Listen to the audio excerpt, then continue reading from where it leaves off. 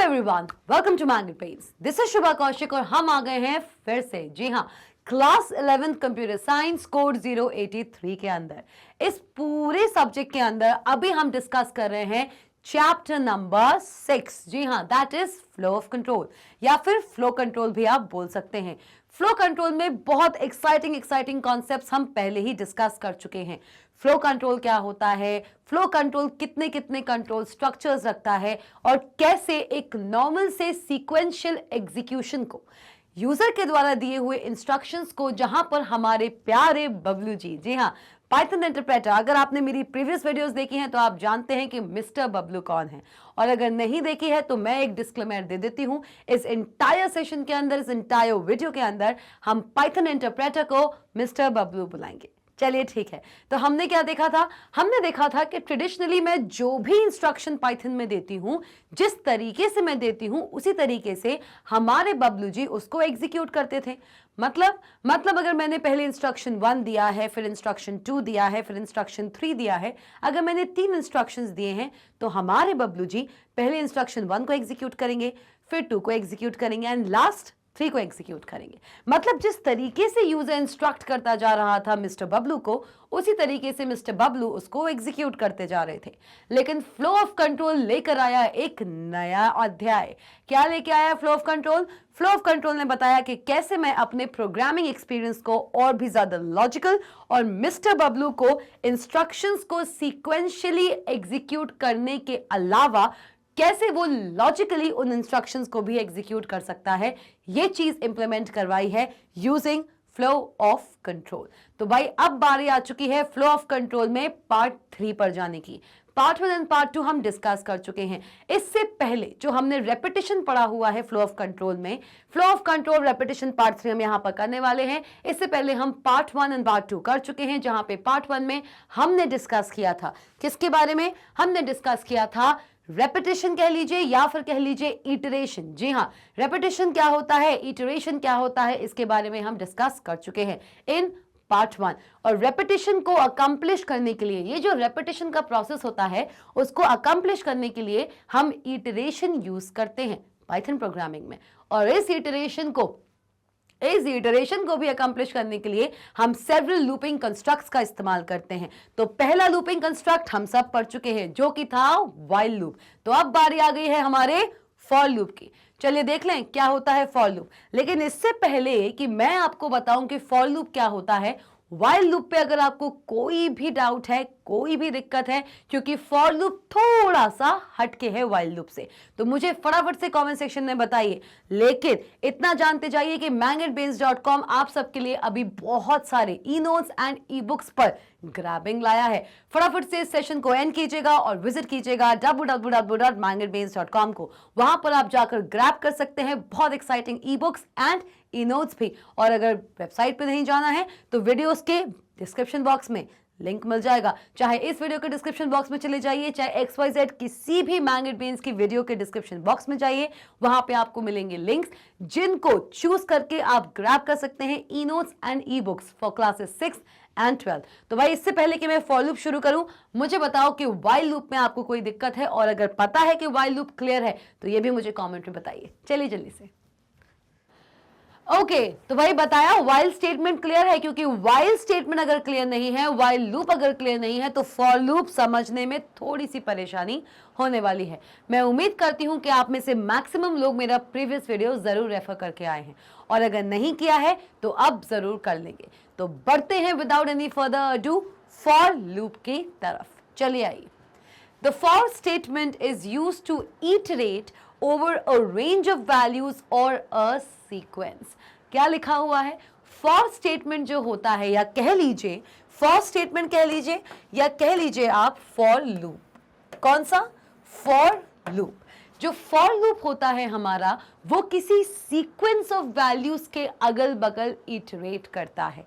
sequence of values से हम क्या समझे भाई? while loop हमने पढ़ा था। while लूप कैसा होता था? हम लिखते थे while, या फिर while भी नहीं लिखते थे। हम पहले क्या लिखते थे? हम पहले लिखते थे इनिशियलाइजेशन। क्या लिखते थे?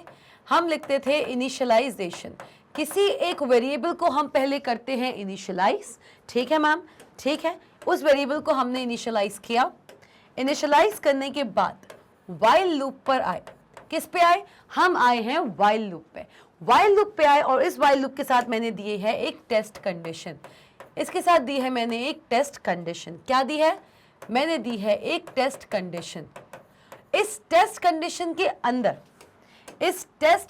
के अंदर हम इस्तेमाल करते हैं उस वेरिएबल का जिसको हमने वाइल लूप लिखने के पहले इनिशियलाइज किया है। ये बात हम सब जानते हैं। तो भाई वाइल में आती है एक टेस्ट कंडीशन और इस टेस्ट कंडीशन में हम वो वेरिएबल लेते हैं जो कि एक वैल्यू कंटेन करता हो। ठीक है, आइए और यहाँ पे थोड़ा सा इंडेंटेशन देने के बाद हम लिखना शुरू करते हैं। यहाँ पर थोड़ा सा इंडेंटेशन देने के बाद हम शुरू करते हैं स्टेटमेंट्स देना। क्या देना? स्टेटमेंट्स देना। ठीक है मैम, तो क्या बोल रहे हो मैम? हम ये बोल रहे हैं कि भाई वाइल लूप लिखने का ये एक तरीका होता है। एग्जाम्पल देख लीजिए भाई, अगर मैंने लिख दिया a इज इक्वल्स टू 1 है। भाई क्या है? a इज इक्वल्स टू 1 है। ठीक है, और फिर यहां पर लिख दिया मैंने वाइल। क्या लिखा? वाइल, और इसी वेरिएबल पे बेस्ड मैंने एक कंडीशन लिख दी। ठीक है मैम, ओके। मैंने लिखा कि a इज ग्रेटर दैन 0। ठीक है, a इज ग्रेटर दैन 0, ये मैंने कंडीशन लिखी है। और यहां पे मैंने लिख दिया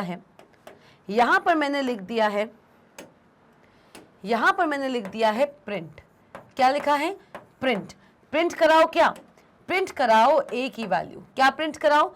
प्रिंट कराओ a की वैल्यू। ठीक है, while a is greater than 0 print कराइए a की वैल्यू। और a की वैल्यू प्रिंट कराने के बाद आपको क्या करना है? आप a की वैल्यू को 1 से डिक्रीज कर रहे हैं। मतलब मैंने यहां पे इस्तेमाल किया है minus equals to, that is the shorthand operator. a is equals to 1 while a is greater than 0। अगर ये कंडीशन ट्रू है, ऑफ कोर्स जो कि ट्रू है, तो प्रिंट कराइए a की वैल्यू और a को 1 से माइनस कर दीजिए। ये कर दिया मैंने। ये मेरा पूरा का पूरा एक वाइल लूप का बहुत ही बढ़िया सा छोटा सा एग्जाम्पल हमारे सामने बनकर तैयार है। अब मुझे एक बात बताओ, वाइल के साथ जो हम कंडीशन लगा रहे हैं, इस कंडीशन के अंदर जो वेरिएबल हम इस्तेमाल कर रहे हैं दैट इज a। वो वेरिएबल कैसा वेरिएबल है? वो वेरिएबल है एक नॉर्मल वेरिएबल। कैसा वेरिएबल? एक नॉर्मल वेरिएबल। एक वो वेरिएबल जो किसी एक वैल्यू को ही स्टोर कराता है एट अ टाइम। जैसे कि आप देख सकते हैं a इज इक्वल्स टू 1 हमने लिखा है, मतलब a इज अ वेरिएबल जो एट अ टाइम किसी एक वैल्यू को ही स्टोर करा रहा है। अब वो वैल्यू कोई न्यूमेरिक वैल्यू भी हो सकती है, कोई इंटीजर भी हो सकता है, कोई स्ट्रिंग भी हो सकती है, या कोई अदर वैल्यू, मतलब कि कोई बूलियन वैल्यू भी हो सकती है। तो एक वेरिएबल स्टोरिंग अ सिंगल वैल्यू। तो वाइल के साथ कंडीशन के अंदर जो वेरिएबल इस्तेमाल होता है वो किसी एक वैल्यू को ही कंटेन करता है। लेकिन फॉर लूप की अगर मैं बात करूं, फॉर लूप में हम जिस चीज से डील करेंगे, हम डील करने वाले हैं किसी रेंज से या फिर रेंज ऑफ वैल्यूज और अ सीक्वेंस। फॉर लूप के अंदर जिस वेरिएबल का हम इस्तेमाल करेंगे टू गिव एनी कंडीशन, वो वेरिएबल होने वाला है एक सीक्वेंशियल वेरिएबल। कैसा वेरिएबल? एक सीक्वेंस वेरिएबल। और आप सब जानते हैं कि एक सीक्वेंस वेरिएबल कौन कौन सा हो सकता है? कोई भी एक लिस्ट, कोई भी एक टपल, कोई भी एक डिक्शनरी। ऐसा वेरिएबल जो कंटेन करता है किसी लिस्ट को, किसी टपल को, किसी डिक्शनरी को या फिर किसी सेट को, वो एक सीक्वेंस वेरिएबल कहलाता है। तो फॉर लूप की बात की है। फॉर लूप में हम इस्तेमाल करते हैं या हम यूज करते हैं एक सीक्वेंस वेरिएबल। या तो हम एक सीक्वेंस वेरिएबल यूज करेंगे, मतलब एक ऐसा वेरिएबल जो कि किसी सीक्वेंशियल सेट ऑफ वैल्यूज को स्टोर करता हो। मतलब कि इसी को अगर मैं ऐसे लिख देती कि a इज इक्वल्स टू 1, 2, 3, तो यही a एक नॉर्मल वेरिएबल नहीं रह गया, ये a बन गया है एक लिस्ट वेरिएबल। मतलब a नाम की एक लिस्ट हमने बनाई है। और वाइल लूप का यहां पर अब कोई काम नहीं, यहां पर आ जाएगा आपका फॉर लूप। लेकिन सिंटैक्स फिर ये नहीं रहता है। सिंटैक्स फिर ये नहीं रहता है। तो इस लाइन से हमने क्या समझा? इस लाइन से हमने ये समझा है कि जब भी आप किसी एक ऐसे वेरिएबल पे काम करना चाहते हैं जो एट अ टाइम किसी एक वैल्यू को ही कंटेन करता है, that is the while loop. While loop में आप ये चीज करते हो, variable containing a single value at a time is used in the test condition along with the while loop. लेकिन अगर हम बात करते हैं फॉर लूप की, फॉर लूप में जो हम वेरिएबल इस्तेमाल करते हैं, जिस वेरिएबल पे हम इटरेशन कराते हैं, वो वेरिएबल होता है एक सीक्वेंस वेरिएबल। मतलब वो वेरिएबल या तो एक लिस्ट हो सकती है, एक टपल हो सकता है, एक डिक्शनरी हो सकता है, या फिर एक सेट भी हो सकता है, एक सीक्वेंस वेरिएबल भी हो सकता है, और आपका दिया हुआ एक रेंज ऑफ वैल्यूज भी हो सकती हैं। जरूरी नहीं है कि एक लिस्ट ही हो, एक टपल ही हो, एक डिक्शनरी ही हो, या एक सेट ही हो। आप एक रेंज ऑफ वैल्यूज को भी इस्तेमाल कर सकते हैं। तो रेंज क्या होता है ये हम आगे पढ़ेंगे। अभी बस इतना समझने की जरूरत है कि फॉर में जो भी वेरिएबल इस्तेमाल होगा वो वेरिएबल कोई साधारण वेरिएबल नहीं बल्कि एक सीक्वेंस वेरिएबल होगा। क्लियर? चलिए आइए। The for loop is executed for each of the items in the range। मतलब इस लाइन को बहुत ही ध्यान से देखने की जरूरत है, बहुत ही ध्यान से देखने की जरूरत है। हम सब जानते हैं और हम सब जान गए हैं कि फॉर लूप में जो वेरिएबल इस्तेमाल होता है वो एक सीक्वेंस वेरिएबल होता है। चाहे लिस्ट हो, चाहे टपल हो, चाहे डिक्शनरी हो, या फिर सेट हो, ये सारे के सारे सीक्वेंस डेटा टाइप्स कंटेन करते हैं मल्टीपल वैल्यूज। तो फॉर लूप क्या करता है? फॉर लूप किसी भी सीक्वेंस वेरिएबल के हर एक आइटम को, फॉर लूप किसी भी सीक्वेंस वेरिएबल के जो उसकी टेस्ट कंडीशन में रहेगा उसके हर एक आइटम पर इटरेट करता है, मतलब एग्जीक्यूट करता है। The for loop is executed for each of the items in the range.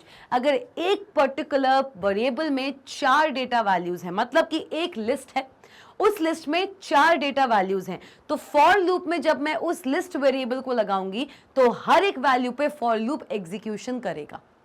Clear? मतलब कि मैं कहना चाहती हूं, मतलब मेरा सीधा सीधा कहने का ये है, इससे पहले कि हम सिंटैक्स देखें फॉर लूप का कि फॉर लूप किस तरीके से लिखा जाता है, कैसे काम करता है, हमें पहले ये समझना चाहिए कि एक्चुअल में ये लाइन कहना क्या चाहता है। चलिए आइए, सपोज कीजिए मैंने यहाँ पे बनाया एक लिस्ट। क्या बनाया? मैंने यहाँ पे एक लिस्ट बनाई है। ठीक है, हमने यहाँ पे एक लिस्ट बनाई है। चलिए देखें, 2 3 4। चलो भाई, ठीक, ये हमने लिस्ट बनाई है।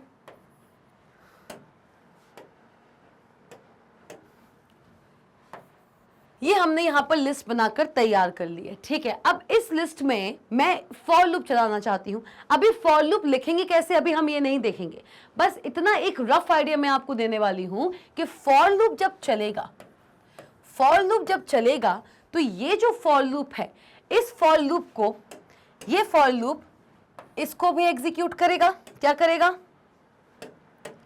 ये जो फॉर लूप है, इस फॉर लूप के साथ रहने वाला है एक वेरिएबल जो कि इसको भी एग्जीक्यूट करेगा, इसको भी एग्जीक्यूट करेगा, इसको भी एग्जीक्यूट करेगा, एंड इसको भी एग्जीक्यूट करेगा। मतलब अगर मैंने आपसे कह दिया while a is less than 5 और a की वैल्यू मैंने पहले आपको दे दी थी 1, यही किया था, यही किया था। ठीक है, और सपोज करो यहाँ पे मैंने कुछ स्टेटमेंट लिखा है और अल्टीमेटली जाके, सपोज कर लो कोई स्टेटमेंट लिखा है और अल्टीमेटली जाके मैंने कर दिया a+1, a is equals to a+1, ये मैंने कर दिया। तो क्या होता था, क्या होता था? a की वैल्यू पहले 1 थी, पहले 1 के लिए चेक होगा, नीचे जाएगा a की वैल्यू 2 हो जाएगी, a is equals to a+1, मतलब a की वैल्यू हो गई 2, तो पहले 1 के लिए चेक होगा, फिर 2 के लिए चेक होगा, फिर 3 के लिए चेक होगा, फिर 4 के लिए चेक होगा, एंड लास्टली 5 के लिए चेक होगा। ऐसे ही हो रहा था, ऐसे ही हो रहा था। 1 2 3 4 5, पांचों वैल्यूज के लिए चेक हो रहा था, हो रहा था। तो भाई क्या हो रहा है कि a की वैल्यू 1 थी, यहाँ पे चेकिंग चल रही थी और नीचे जाके a की वैल्यू इंक्रीमेंट होती जा रही थी। फॉर में क्या होगा? फॉर में भी कुछ ऐसा ही हो रहा है। कैसे हो रहा है कि मेरे पास पहले से गिवन हुए एग्जीक्यूशन टाइम्स हैं। एक पर्टिकुलर लिस्ट में जितने नंबर ऑफ आइटम्स हैं उतनी बार आपका फॉर लूप चलेगा। अब क्लियर हो? एक लिस्ट में जितने नंबर ऑफ आइटम्स हैं उतनी बार आपका फॉर लूप चलेगा। मतलब आपका फॉर लूप एक बार इस आइटम के लिए चलेगा, फिर दूसरी बार इस आइटम के लिए चलेगा, तीसरी बार इस आइटम के लिए चलेगा, एंड चौथी बार इस आइटम के लिए चलेगा। Is it clear? Is it clear? तो भाई इस तरीके से आपका फॉर लूप काम करता है और यही लिखा हुआ है, the for loop is executed for each of the items in the range. जो भी आपके सामने रेंज दी हुई है, मतलब चाहे वो एक लिस्ट हो, टपल हो, सेट हो या फिर एक डिक्शनरी हो, आपके एक्सेस वेरिएबल में या आपके सीक्वेंशियल जो वेरिएबल है जो आपने दी हुई है, उसके हर एक आइटम के लिए फॉर लूप एग्जीक्यूट होगा। क्लियर? चलो आगे बढ़े। इस पूरे पॉइंट में अगर अभी भी आपको कोई कंफ्यूजन है, चीज क्लियर ना हुई हो, तो बिल्कुल मुझे बता सकते हैं आप कमेंट सेक्शन में। चलिए आइए, these values can be either numeric. अब ये जो सीक्वेंस वैल्यूज हैं, ये जो सीक्वेंस वेरिएबल्स हैं, ये कैसे हो सकते हैं इन नेचर? आइए, द वैल्यूज जिसके लिए, वो ऐसे आइटम्स जिसके लिए फॉर लूप एग्जीक्यूट हो रहा है, जितने भी ये आइटम्स हैं 1 2 3 4, ये न्यूमेरिक भी हो सकते हैं, और as we shall see in later chapters they can be elements of a data type like a string, list और tuple। मतलब कि ये string भी हो सकता है, list भी हो सकता है और tuple भी हो सकता है। जैसे कि आप यहाँ पर देख रहे हैं, एक पर्टिकुलर वेरिएबल या तो एक न्यूमेरिक वेरिएबल भी हो सकता है, एक लिस्ट भी हो सकता है, एक स्ट्रिंग भी हो सकता है या फिर एक टपल भी हो सकता है। क्लियर? तो भाई फॉर लूप, मुझे लगता है या मुझे पता है कि अभी थोड़ा सा कंफ्यूजन चल रहा होगा, कैसे काम करेगा, कैसे लिखा जाता है, कैसे क्या होगा, तो डोंट वरी, क्योंकि फॉर लूप आपने एक बार समझ लिया, मैग्नेट बेन्स पे और आपकी शुभा मैम पे आप यकीन रखिए, फॉर लूप आप बिल्कुल अच्छे से समझ जाएंगे किस तरीके से ये काम करता है। चलो आओ, मैंने कहा था फॉर लूप थोड़ा सा ट्रिकी है, तभी मैंने आपको पहले वाइल लूप पढ़ाया है कि लूपिंग का कॉन्सेप्ट आपका वाइल लूप ज्यादा अच्छी तरीके से कंप्लीट करता है या एक्सप्लेन करता है। आओ, फॉर लूप का अब हम यहाँ पे एक फ्लो चार्ट देखने वाले हैं। चलिए आइए स्टार्ट करेंगे। ठीक है मैम, हमने स्टार्ट कर दिया। ठीक है मैम, हमने स्टार्ट कर दिया। हमने यहाँ पे स्टार्ट किया है। स्टार्ट करने के बाद हम करेंगे इनिशियलाइजेशन। क्या करेंगे भाई? हम करेंगे इनिशियलाइजेशन। इनिशियलाइजेशन किसका? किसी एक सीक्वेंस वेरिएबल का। मैंने एक सीक्वेंस वेरिएबल का यहाँ पर इनिशियलाइजेशन किया है। चलिए मान लेते हैं मैंने किया है a इज इक्वल्स टू और मैंने लिख दिया 1 2 3 4। भाई एक लिस्ट बना ली, ये एक लिस्ट है। ये क्या है? ये एक लिस्ट है। ठीक है, ये एक लिस्ट है। ओके, तो मैंने यहाँ पे एक a नाम का वेरिएबल बनाया जो कि एक लिस्ट को स्टोर कराता है एज द वैल्यू। ठीक है, अब यहाँ पे आएगा आपका टेस्ट एक्सप्रेशन। ये टेस्ट एक्सप्रेशन कैसे लिखा जाता है ये मैं आपको अभी नहीं बताऊंगी, बस इतना समझो कि टेस्ट एक्सप्रेशन यहाँ पर भी है। चाहे वाइल लूप की बात कीजिए, चाहे इफ एल्स की बात कीजिए, या फिर आप फॉर लूप की ही बात क्यों ना कर लें, टेस्ट एक्सप्रेशन हर एक कंट्रोल स्ट्रक्चर के साथ आता ही आता है। And in every loop construct, जितने भी लूपिंग्स हैं, चाहे वो वाइल हो या फिर फॉर हो, दोनों में ही एग्जीक्यूशन किसी स्टेटमेंट का डिपेंड करता है ऑन दी credibility और the value returned by the test expression। तो यहाँ पर भी एक टेस्ट एक्सप्रेशन होगा, और अगर ये ट्रू रिटर्न कर रहा है, ये टेस्ट एक्सप्रेशन मतलब कि टेस्ट कंडीशन, अगर ये ट्रू रिटर्न कर रहा है तो एग्जीक्यूट हो जाएगा क्या? आपके फॉर की बॉडी में दिए हुए इंस्ट्रक्शंस। क्लियर? अब भाई वाइल की बॉडी में जब आप बहुत सारे स्टेटमेंट्स देते हो, इंस्ट्रक्शंस देते हो एग्जीक्यूशन के लिए, तो फॉर की बॉडी में भी तो बहुत सारे इंस्ट्रक्शंस होंगे, और वो डिपेंड करेंगे, उन इंस्ट्रक्शंस का एग्जीक्यूशन डिपेंड करेगा on the test condition given along with the for loop. Clear? तो भाई फॉर के साथ जो आपका टेस्ट कंडीशन है, अगर वो ट्रू रिटर्न कर रहा है, तो जो उस फॉर के अंदर स्टेटमेंट्स दिए हुए हैं वो एग्जीक्यूट कर दिए जाएंगे। और अगर वो एग्जीक्यूट हो गए तो भाई ये भी एक लूप है, याद रखिए, ये भी एक लूप है। और ये कब तक चलेगा? जब तक कि टेस्ट एक्सप्रेशन की वैल्यू एक पॉइंट पे आके फॉल्स ना हो जाए। क्लियर? और जैसे ही टेस्ट एक्सप्रेशन की वैल्यू एक पॉइंट पे आके फॉल्स होगी, आपके हमारे जो अपने मिस्टर बबलू हैं, वो फॉर लूप से एग्जिट ले लेंगे। क्या कर लेंगे? वो फॉर लूप से ले लेंगे एग्जिट मान लेंगे वो फॉर लूप से, और एग्जिट मानने के बाद अगर फॉर लूप के बाहर कोई भी स्टेटमेंट लिखा होगा, in case it is not mandatory, लेकिन अगर लिखा होगा तो वो स्टेटमेंट एग्जीक्यूट करा दिया जाएगा हमारे मिस्टर बबलू के द्वारा। क्लियर? तो चल वही रहा है, बस लिखने का तरीका और टेस्ट एक्सप्रेशन में आपको थोड़ा सा चेंज दिखेगा। जिस तरीके से हम वाइल लूप पे काम करते हैं, काम बिल्कुल वही है। फॉर लूप में टेस्ट कंडीशन को एनालाइज करना, अगर वो ट्रू रिटर्न कर रहा है तो उसके अंदर जो इंस्ट्रक्शंस हैं उनको एग्जीक्यूट करना, वापस से फॉर लूप में जाना। और कब तक हम जाएंगे? जब तक कि एक पर्टिकुलर कंडीशन पे आके या एक पर्टिकुलर टाइम पे आके हमारी टेस्ट कंडीशन फॉल्स रिटर्न नहीं कर देती। और जैसे ही वो फॉल्स रिटर्न करेगी, हमारे बबलू जी फॉर लूप से आ जाएंगे बाहर, और फॉर लूप के बाहर अगर इन केस कोई स्टेटमेंट दिया हुआ है तो उसको वो एग्जीक्यूट करेगा और प्रोग्राम को अल्टीमेटली स्टॉप कर देगा एग्जीक्यूट करना। क्लियर हुआ? देखिए इस डायग्राम को और बताइए कि ये चीज आपको क्लियर हुई है कि नहीं। चलिए जल्दी से।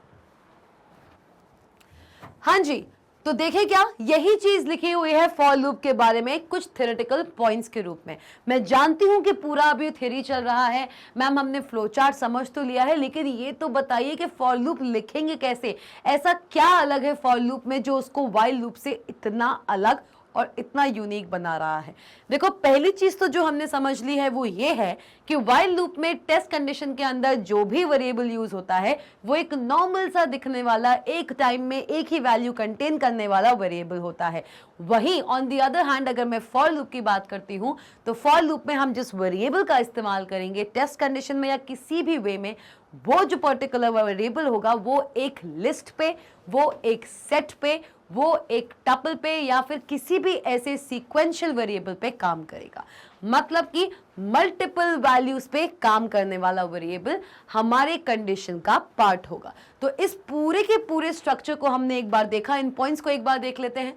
With every iteration of the loop the control variable checks whether each of the values in the range have been traversed or not। मतलब क्या है? मतलब इतना सा है कि इस पॉइंट से हमने क्या समझा? इस पॉइंट से हमने ये समझा है कि हमारे फॉर लूप के साथ होगा एक कंट्रोल वेरिएबल। क्या होगा? हर इटरेशन के साथ हमारे लूप के साथ होगा एक कंट्रोल वेरिएबल। कौन सा वेरिएबल? एक कंट्रोल वेरिएबल। मतलब एक ऐसा वेरिएबल जो एक पूरी लिस्ट को ट्रैवर्स करेगा, इटरेट करेगा। मैंने क्या बोला था कि सपोज करो मेरे पास एक वेरिएबल है, जहां पे मल्टीपल आइटम्स दिए हुए हैं। For example a is equals to 1 2 3 4, that means this is a list. एक ऐसा कंट्रोल वेरिएबल होगा फॉर लूप के साथ जो हर एक आइटम पे यहां पर इटरेट करेगा। क्या करेगा? हर एक आइटम पे यहां पर इटरेट करेगा। तो इसी के साथ साथ अब मुझे कमेंट सेक्शन में ये बता दो कि इटरेशन आपके हिसाब से क्या है, क्योंकि अभी तक तो आपको ये पता चल जाना चाहिए कि मैम इटरेशन क्या होता है। अगर इटरेशन ही नहीं पता है अभी तक तो भाई फॉर लूप पढ़ना या व्हाइल लूप पढ़ना किसी मतलब का नहीं।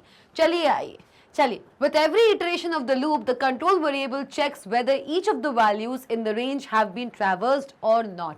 मैंने आपको क्या बताया था? मैंने आपको बताया था कि एक पर्टिकुलर वेरिएबल में बहुत सारे आइटम्स दिए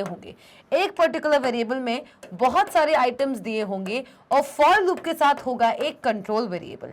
ये एक नई चीज हमको पता चली है, फॉर लूप के साथ होगा एक कंट्रोल वेरिएबल, और ये कंट्रोल वेरिएबल ही होता है जो किसी एक लिस्ट आइटम, किसी एक टपल आइटम या फिर किसी एक सेट आइटम, ये जितनी भी सीक्वेंस डेटा टाइप्स हैं उन सब के फॉर के साथ ये जो कंट्रोल वेरिएबल आप देख रहे हो, यही कंट्रोल वेरिएबल इस लिस्ट की हर एक आइटम को ट्रैवर्स करेगा। ट्रैवर्स करने का मतलब है कि 1 के लिए एक बार इटरेशन होगा, 2 के लिए एक बार ये इटरेट होगा, 3 के लिए एक बार इटरेट होगा एंड 4 के लिए एक बार इटरेट होगा। जब इस पे हम एग्जाम्पल्स करेंगे ना, मैं आपको ड्राई रन्स करके दिखाऊंगी, ये सारे के सारे कॉन्सेप्ट्स आपको बहुत इजी लगने लगेंगे। मैं जानती हूं कि ये अभी आपको थोड़ा सा कॉम्प्लेक्स दिख रहा होगा, कोई बात नहीं, थोड़ी देर की ही कॉम्प्लेक्सिटी है, सब इजी होने वाला है। हाँ जी आइए। तो इस पॉइंट से हमने क्या समझा कि फॉर लूप के साथ होता है एक कंट्रोल वेरिएबल। क्या होता है? फॉर लूप के साथ होता है एक कंट्रोल वेरिएबल।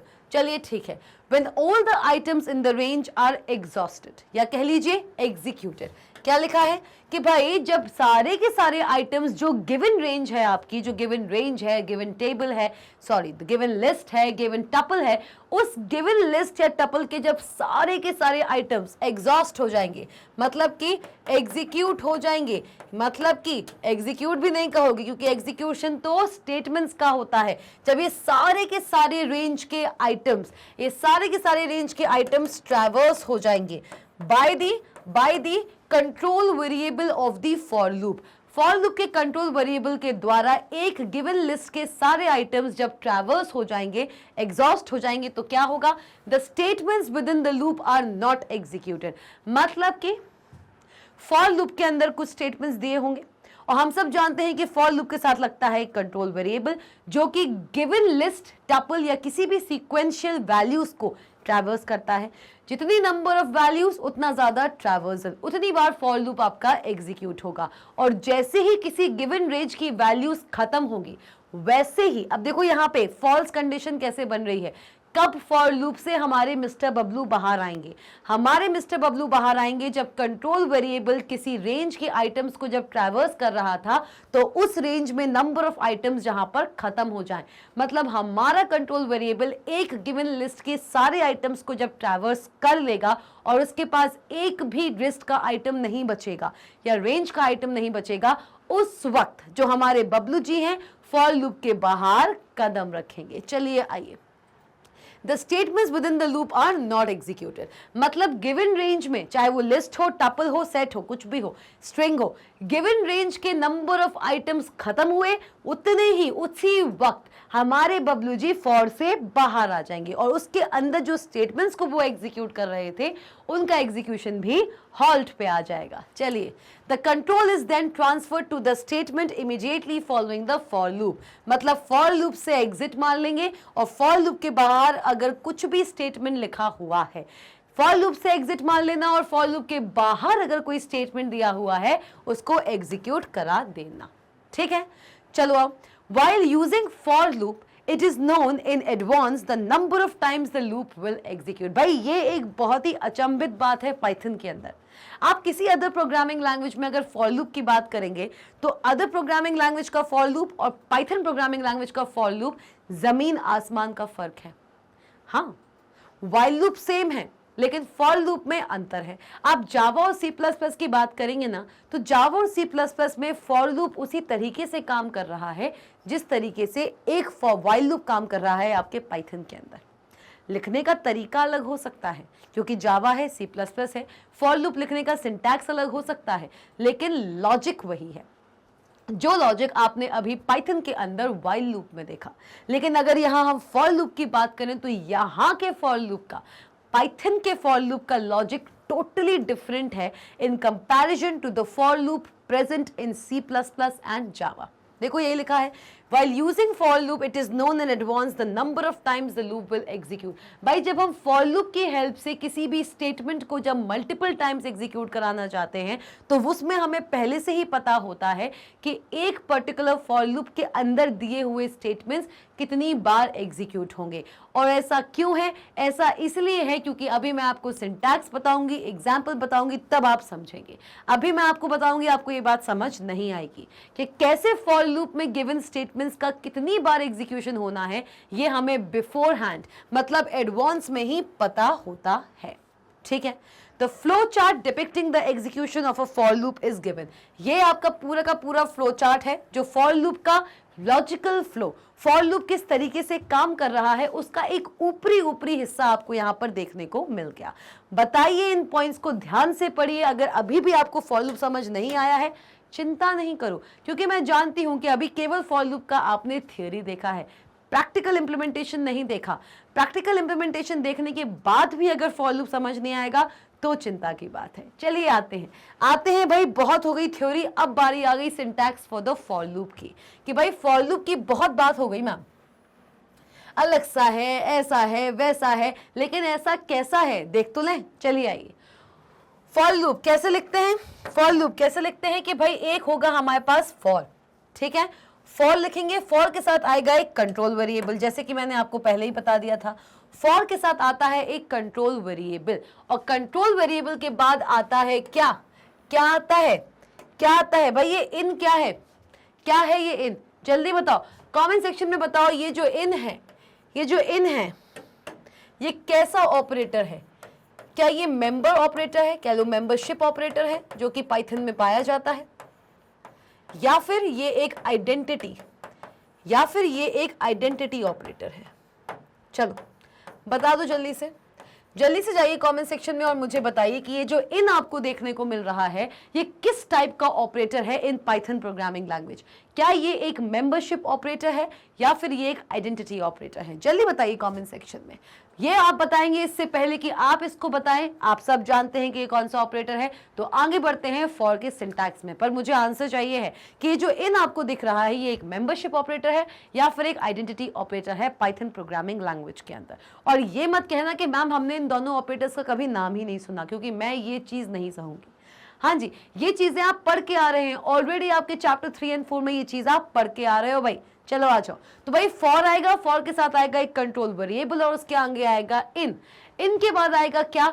इनके बाद आएगा उस सीक्वेंस का नाम, उस सीक्वेंस का या उस रेंज का नाम जिसके अंदर जो गिवन आइटम्स हैं उन आइटम्स पे ये कंट्रोल वेरिएबल ट्रैवर्स करेगा। मतलब कि फॉर लूप की स्टार्टिंग में, फॉर लूप को लिखने से पहले जो वेरिएबल मैंने ऊपर इनिशियलाइज किया है जो कंटेन करता है मल्टीपल वैल्यूज, एक ऐसा वेरिएबल जो एक सीक्वेंस वेरिएबल है, जो एक लिस्ट भी हो सकती है, एक सेट भी हो सकती है या एक रेंज भी हो सकती है। एक ऐसा वेरिएबल जिसको ये कंट्रोल वेरिएबल ट्रैवर्स करेगा, जिसके आइटम्स को ये कंट्रोल वेरिएबल ट्रैवर्स करेगा, वो पर्टिकुलर वेरिएबल हम यहां पर देंगे। क्लियर? सिंटैक्स भी मुझे पता है थोड़ा सा कंफ्यूजिंग है, थोड़ा सा कॉम्प्लेक्स है, तो चिंता नहीं करो। इतना करते करते हम जब यहां तक आ गए हैं तो एग्जाम्पल में भी हम इस चीज को अच्छे से देख लेंगे। आओ, statements inside body of the loop. भाई फॉर लूप लिख दिया, फॉर लूप लिख दिया। फॉर लूप लिखने के बाद वो स्टेटमेंट्स जो फॉर लूप के अंदर हमारे बबलू जी के द्वारा एग्जीक्यूट किए जाने हैं। चलो, क्लियर हो रहा है? क्लियर हो रहा है, क्योंकि अब मैं इस पे कराने वाली हूं आपको एक एग्जाम्पल। आइए, मैंने क्या किया, मैंने दिया है यहाँ पे एक ए। क्या दिया?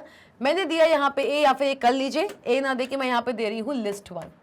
ठीक है, लिस्ट अंडरस्कोर 1 नाम का मैंने एक वेरिएबल दिया है जिसमें मैं बना रही हूँ एक लिस्ट। और आप सब जानते हैं, आप सब जानते हैं कि लिस्ट के अंदर लिस्ट कंटेन कर सकता है multiple values of various data types.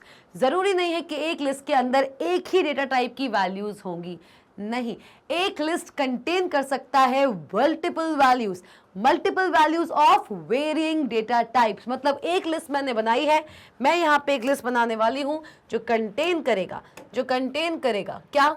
2, 3 high. ठीक है, ये एक स्ट्रिंग वैल्यू है, ये एक स्ट्रिंग है। फिर मैंने यहाँ पे लिखा है 5, 6। भाई एक लिस्ट है आपकी, लिस्ट अंडरस्कोर 1 नाम की, और यहाँ पे आपका एक लिस्ट बनकर तैयार है। चलिए ठीक है, तो अब क्या करने वाले हैं?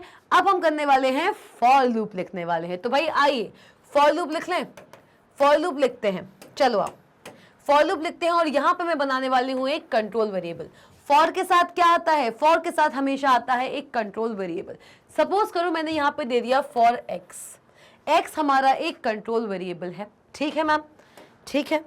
आओ, कंट्रोल वेरिएबल के बाद क्या आता है? इन। भाई पहले ये बताओ कि कमेंट सेक्शन में मुझे ये बताया कि नहीं बताया कि इन किस टाइप का आपका ऑपरेटर होता है। क्या ये एक मेंबरशिप ऑपरेटर है या फिर एक आइडेंटिटी ऑपरेटर है? जल्दी जल्दी अगर अभी तक नहीं बताया है कमेंट सेक्शन में जाइए और बताइए। भाई इस क्लास को और भी ज्यादा इंटरेस्टिंग बनाना है। चलो आओ, फॉर एक्स इन किसमें? किसमें भाई? किसमें? सीक्वेंस में या फिर आइटम्स इन रेंज?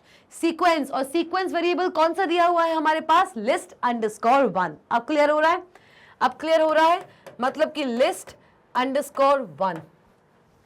आ रहा समझ कि फॉर के साथ एक कंट्रोल वेरिएबल आया है और ये कंट्रोल वेरिएबल लिस्ट अंडरस्कोर 1 में जितनी भी आइटम्स हैं उन सबको ट्रैवर्स करेगा।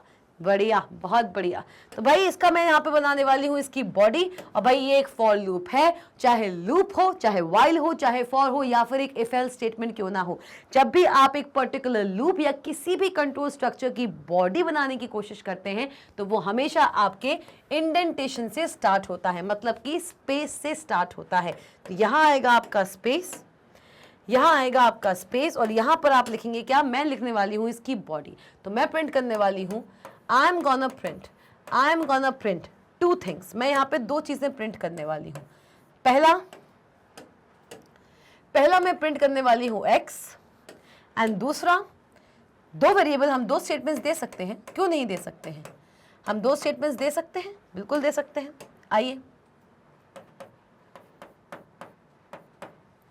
चलो भाई, बहुत बढ़िया। क्या प्रिंट करने वाली हूं मैं मुझे प्रिंट करना है ये 2 स्टेटमेंट्स। क्लियर? तो भाई ये मैंने स्पेस दिया हुआ है, फॉर का इंडेंटेशन, फॉर का बॉडी यहाँ पे ये मेंशन कर रहा है। चलिए आइए, तो अब इसका आउटपुट देख लें। चलिए मैम आउटपुट देखते हैं कैसे काम कर रहा है। आ जाओ, ठीक है। तो इसका अगर आप ड्राई रन बनाओगे तो कैसे बनेगा? आउटपुट मैं इसका यहाँ पे बनाने वाली हूँ। चलिए इसका हम ड्राई रन देखते हैं, क्योंकि अगर ड्राई रन देखेंगे तो ये चीज आपको ज्यादा अच्छे से समझ आएगी कि ये काम कैसे करता है। आ जाओ, x हमारा कंट्रोल वेरिएबल है और मुझे पता है कि जो x कंट्रोल वेरिएबल है, जो भी फॉर के साथ कंट्रोल वेरिएबल होता है, वो गिवन सीक्वेंस के हर एक आइटम को ट्रैवर्स करता है। मतलब कि x पहले ट्रैवर्स करेगा इस आइटम को, मतलब कि 2 को। ये लूप चला, लिस्ट 1 बन गई, पहले हम फॉर लूप पे आ गए। बबलू जी फॉर लूप में आए हैं, फॉर लूप के साथ उसे मिला है x, और x मिल रहा है किसके अंदर? लिस्ट 1 के अंदर। x को लिस्ट 1 के पहले आइटम के साथ ट्रैवर्स कराओ, मतलब कि पहला इटरेशन। समझ रहे? पहला इटरेशन, ये हमारा पहला इटरेशन है। x ने इस 2 वैल्यू को ट्रैवर्स किया। जैसे ही इसको यहाँ पे एक वैल्यू मिली, x ने क्या कहा? पाइथन इंटरप्रेटर ने क्या कहा? पाइथन इंटरप्रेटर से कहा कि भाई लिस्ट 1 का पहला वैल्यू हम ट्रैवर्स कर रहे हैं। ठीक है, पाइथन इंटरप्रेटर ने कहा ठीक है, आप कंट्रोल वेरिएबल हो, आप इसको ट्रैवर्स कर लो। तो मुझे यहाँ पे इजाजत मिल गई है कि मैं फॉर के अंदर घुस जाऊं। हमारा जो बबलू है वो फॉर के अंदर घुस जाएगा। हमारा पाइथन इंटरप्रेटर x जब लिस्ट 1 की पहली वैल्यू को इटरेट करेगा, मतलब उसको ट्रैवर्स करेगा, तो हमारे बबलू जी फॉर की बॉडी के अंदर घुस चुके होंगे और उसको मिलेगा यहाँ पर प्रिंट। तो मतलब क्या करने वाले हैं? x रहने वाला है और x के साथ साथ क्या रहने वाला है? हमारे पास रहने वाला है x और रहने वाला है लिस्ट 1 की वैल्यूज। किसकी वैल्यूज? लिस्ट 1 की वैल्यूज ये रहने वाली हैं भाई। ठीक है, तो x ने पहली चाल चली, x ने सबसे पहले चला। कितनी इटरेशन की? x का पहला इटरेशन। लिस्ट 1 की कौन सी वैल्यू? 2 वाली। क्लियर? मतलब इसका इंडेक्स पोजीशन क्या है? क्या है इसका इंडेक्स पोजीशन? लिस्ट में होता है एक इंडेक्स पोजीशन, 2 है आपके इंडेक्स पोजीशन 0 पे। तो पहला जब चाल चला है x ने, x का जो पहला इटरेशन है, ये है आपका नंबर ऑफ इटरेशंस। ठीक है, ये आपका नंबर ऑफ इटरेशंस है। कितने नंबर ऑफ इटरेशन करेगा x कंट्रोल वेरिएबल? ठीक है, ठीक है, number of iterations done by the x variable. पहला इटरेशन जब इसने किया किस पे? लिस्ट 1 की 2 वैल्यू पे, 2 आइटम पे, जो कि उसकी इंडेक्स पोजीशन 0 पे स्टोर्ड है। तो 0 इंडेक्स पोजीशन की वैल्यू को जब इसने ट्रैवर्स किया तो बबलू जी आए फॉर की बॉडी के अंदर और यहां पर उसको मिला प्रिंट x। x की वैल्यू क्या है? अभी x की वैल्यू क्या है? x की वैल्यू जो 1 है वो किसको इटरेट कर रही है? 2 को। तो क्या प्रिंट होगा? क्या प्रिंट होगा? प्रिंट होगा 2। समझो, ये नंबर ऑफ इटरेशंस हैं, समझना, या फिर इसको आप 1 ना लिखें। x ने पहले 2 को इटरेट किया, x ने पहले 2 को इटरेट किया, तो x के अंदर अभी क्या है? x ने इस लिस्ट अंडरस्कोर 1 के 0 पोजीशन की वैल्यू को अभी इटरेट किया है। तो x के अंदर अभी क्या है? x के अंदर है 2। तो हमने प्रिंट कराया है पहले x की वैल्यू, और फिर सेकेंड इंस्ट्रक्शन अभी भी x 2 को पॉइंट कर रहा है, अभी भी x पोजीशन 0 को पॉइंट कर रहा है। x जो यहाँ पे कंट्रोल वेरिएबल है वो इस गिवन लिस्ट के पोजीशंस को टारगेट करता है, ट्रैवर्स करता है हर आइटम को। तो आ जाओ, x के अंदर क्या है? अभी 2, पोजीशन 0, प्रिंट x कर दिया। प्रिंट क्या किया? प्रिंट किया उन्होंने, क्या प्रिंट किया है? सेकेंड लाइन में, सेकेंड लाइन में प्रिंट हो चुका है स्टार। क्योंकि 2 प्रिंट है तो ऑटोमेटिकली ये पहली लाइन में प्रिंट होगा और ये सेकेंड लाइन में प्रिंट होगा। क्लियर? चलो अब यहां पे हो गया, x ने इसको भी, बबलू जी ने इसको भी कर दिया, बबलू जी ने इसको भी कर दिया। अब वापस से बबलू जी फॉर के पास गए और कहा कि भाई मैं एग्जीक्यूट करके आ गया हूं। आप अपने x को बोलो कि वो अब आगे बढ़े। तो x बढ़ा आगे, बबलू जी फिर से गए फॉर के पास, x से बोला कि भाई आगे बढ़ लो। x अब किसको टारगेट कर रहा है? x अब टारगेट करेगा 3 को, मतलब कि लिस्ट अंडरस्कोर 1, लिस्ट अंडरस्कोर 1 के 1 पोजीशन वाली वैल्यू को टारगेट किया, टारगेट किया। ठीक है, बबलू जी ने कहा ठीक है, x अभी भी किसी ना किसी प्लेस को टारगेट कर रहा है, तो मतलब अभी भी लिस्ट में आइटम्स हैं, लिस्ट में आइटम्स हैं। तो बबलू जी ने फिर से फॉर के अंदर एंट्री मारी और प्रिंट कराई x की वैल्यू। तो x अब किसको टारगेट कर रहा है? x टारगेट कर रहा है 3 को, x टारगेट कर रहा है 3 को, और प्रिंट कराया क्या? हैशटैग। चलो बढ़िया, फिर से बबलू जी फॉर के पास गए, बबलू जी ने कहा कि मैंने आपके जो स्टेटमेंट्स थे उनको एग्जीक्यूट कर दिया, अब आप एक काम करो, अपने एक्स को कहो कि अपनी लिस्ट में और आगे बढ़े। तो एक्स गया अब किसके पास, एक्स गया अब इसके पास, किसके पास, एक्स गया हाई के पास, किसके पास, हाई के पास, जो कि वैल्यू किस पोजीशन पे है, जो कि सेकंड पोजीशन पे है लिस्ट के, ठीक है। आइए, तो x गया इसके पास, तो मतलब x अभी भी इस लिस्ट अंडरस्कोर 1 के किसी आइटम को टारगेट कर रहा है, ट्रैवर्स कर रहा है। तो मतलब क्या हुआ, बबलू जी फिर से एंट्री मारेंगे इसके अंदर और प्रिंट कराएंगे x की वैल्यू। तो x अभी किसको टारगेट कर रहा है, हाई को, ठीक है, ओके भाई। तो x अभी टारगेट कर रहा है हाई को, बबलू जी ने इसको प्रिंट कराया, फिर बबलू जी ने किसको प्रिंट कराया, फिर बबलू जी ने प्रिंट कराया हमारे स्टार को, ठीक है। Clear, clear. चलिए फिर से बबलू जी वापस गए किसके पास, फॉर के पास, और बोला कि अपने एक्स को बोलो कि सीरीज में आगे बढ़े, ठीक है। तो फॉर ने टारगेट किया, फॉर ने बोला एक्स को कि भाई अभी भी आगे बढ़ो, अभी भी तुम्हारे 2 आइटम्स बचे हुए हैं, आगे बढ़ना है, ठीक है। एक्स जाएगा किसके पास, एक्स जाएगा इसके नेक्स्ट आइटम के पास। तो एक्स गया है 5 के पास, जो कि है पोजीशन 3 पे in the given list underscore 1 में, पोजीशन 3 पे है, ये क्या है 5 दिया हुआ है, ठीक है। आ जाओ, क्या हुआ, बबलू जी ने कहा हाँ ठीक है भाई, एक्स अभी भी एक पर्टिकुलर आइटम को देख रहा है, एक्स अभी भी एक पर्टिकुलर आइटम को टारगेट कर रहा है, तो मैं फॉर की बॉडी में एंट्री मार सकता हूँ। प्रिंट कराया उसने, क्या उसने प्रिंट कराया, क्या भाई उसने प्रिंट कराया 5 प्रिंट कराया, और क्या प्रिंट कराया, स्टार। अब यहाँ पे हमारे पास स्पेस नहीं है, इसलिए मैं इसको ऊपर लिख रही हूँ, ठीक है। एरो नाम का मतलब कुछ नहीं है कि आपके पाइथन कंसोल पे एरो बन के आता है, नहीं, क्योंकि हमारे पास यहाँ पर स्पेस नहीं रह गया, इसलिए मैं इसको यहाँ पर लिख रही हूँ, ठीक है। आ जाओ, फिर से हमारे बबलू जी गए फॉर के पास और बोला कि भाई अपने एक्स को बोलो कि अभी फिर से, एक्स को बोलो कि अभी फिर से एक नए आइटम को देखे। तो भाई बबलू जी ने क्या किया, बबलू जी फिर से एक नए आइटम को देख रहे हैं, दैट इज दी 6, ठीक है भाई। देख लिया, बबलू जी ने देखा 6 को, बबलू जी ने 6 को देखा हुआ है, 6 को देखने के बाद उसकी पोजीशन को यहाँ पे लिखा और फिर बबलू जी को देखते हुए बबलू जी ने कहा ठीक है भाई, आपका एक्स अभी भी एक आइटम को देख रहा है, ठीक है। बबलू जी ने फॉर की बॉडी के अंदर एंट्री मार ली और प्रिंट करा दिया 6, प्रिंट करा दिया उन्होंने 6, और फिर प्रिंट कराया है क्या, और फिर प्रिंट कराया है इन्होंने स्टार। Clear, clear. अब फिर से जो हमारे बबलू जी हैं वो फिर से जाएंगे फॉर के पास, किसके पास, फॉर के पास, और फॉर से बोलेंगे कि भाई इतना मैं प्रिंट करा चुका हूं, एक्स को बोलो कि इस लिस्ट को और आगे देखे। तो एक्स को बोला फिर फॉर ने कि भाई और कर दो, बबलू जी को और भी ज्यादा इन स्टेटमेंट्स को एग्जीक्यूट करना है। तो अब एक्स बोलेगा, कि भाई इस लिस्ट के आइटम्स खत्म हो चुके हैं, अब मैं किसी और को नहीं टारगेट कर सकता, ना ही किसी अदर आइटम को ट्रैवर्स कर सकता हूं। तो यहां पर आकर मेरी लिस्ट खत्म हो गई। मतलब ये कि अब बबलू जी को फॉर लूप से बाहर आना ही पड़ेगा। फॉर ने कहा कि बबलू जी अब आप एक काम करो, अब आप फॉर लूप से ना बाहर निकल जाओ, ठीक है। मतलब क्या हुआ, मतलब हमको पहले से ही यहां पता चल गया कि ये फॉर लूप कितनी बार चलने वाला है। कितनी बार एक फॉर लूप चलेगा वो डिपेंड करता है upon the number of items given in the sequence variable. अब ये पॉइंट समझ आया, ये जो पॉइंट लिखा था ये वाला पॉइंट, कहा while using for loop it is known in advance the number of items the loop will be executed। हमें पहले से ही पता होता है कि एक लूप कितनी बार एग्जीक्यूट होगा, क्योंकि लूप जितनी बार एग्जीक्यूट होगा वो टोटली डिपेंड करता है कि जिस पर्टिकुलर सीक्वेंस वेरिएबल के आइटम्स को मैं अपने कंट्रोल वेरिएबल से ट्रैवर्स कराने वाला हूं, उस पर्टिकुलर सीक्वेंस वेरिएबल में कितने नंबर ऑफ आइटम्स हैं। जितने नंबर ऑफ आइटम्स होंगे उतनी बार एक लूप चलेगा। इसमें कितने नंबर ऑफ आइटम्स थे, देखो 1 2 3 4 5 था 1 2 3 4 5 टाइम्स था, तो देखो 5 टाइम्स चला है, 1 time, 2 time, 3 time, 4 time and 5 times. उसके बाद एक्स ने कहा कि भाई लूप, ये जो हमारा सीक्वेंस वेरिएबल है इसमें तो आइटम्स ही खत्म हो गए। अब जब आइटम्स खत्म हो गए तो एक काम करो बबलू जी, अब आप फॉर लूप से बाहर निकल आओ। अब मुझे इन स्टेटमेंट्स को जितना एग्जीक्यूट कराना था करा लिया आपसे। अब क्लियर हुआ।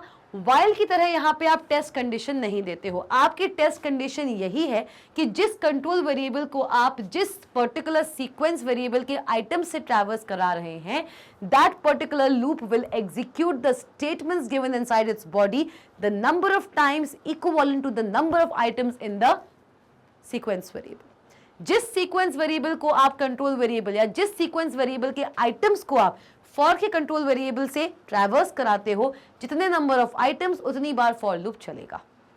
यही तो दिख रहा है। क्लियर हुआ? क्लियर हुआ? और अगर अभी भी क्लियर नहीं हुआ है फॉर कैसे वर्क कर रहा है, बिल्कुल टेंशन नहीं लेना है, क्योंकि हम इस फॉर लूप पे और व्हाइल लूप पे बहुत अमेजिंग एग्जांपल्स आगे करेंगे।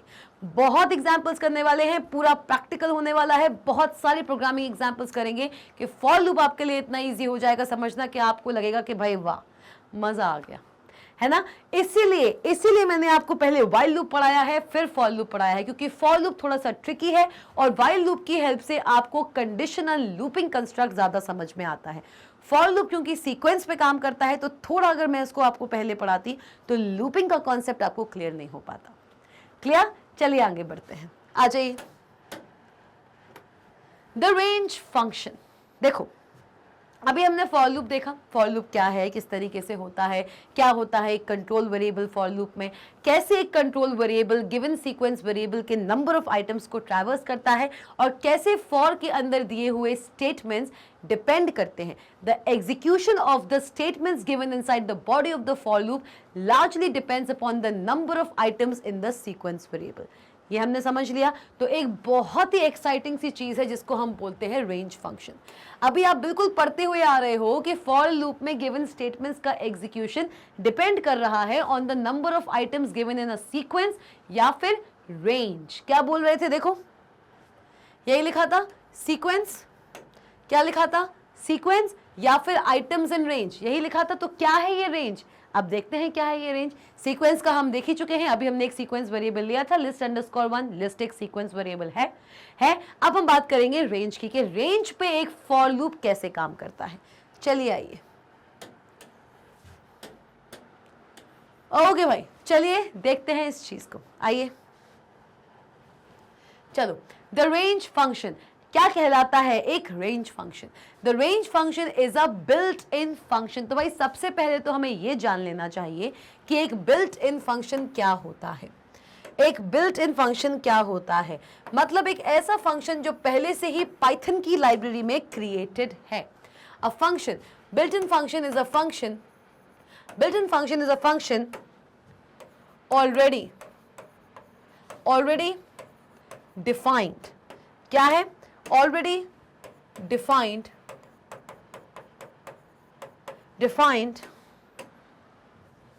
इनसाइड किसके? A function already defined inside pythons library. Python की जो पहले से बनी हुई स्टैंडर्ड लाइब्रेरी है, पाइथन की जो पहले से बनी हुई स्टैंडर्ड लाइब्रेरी है, उस स्टैंडर्ड लाइब्रेरी के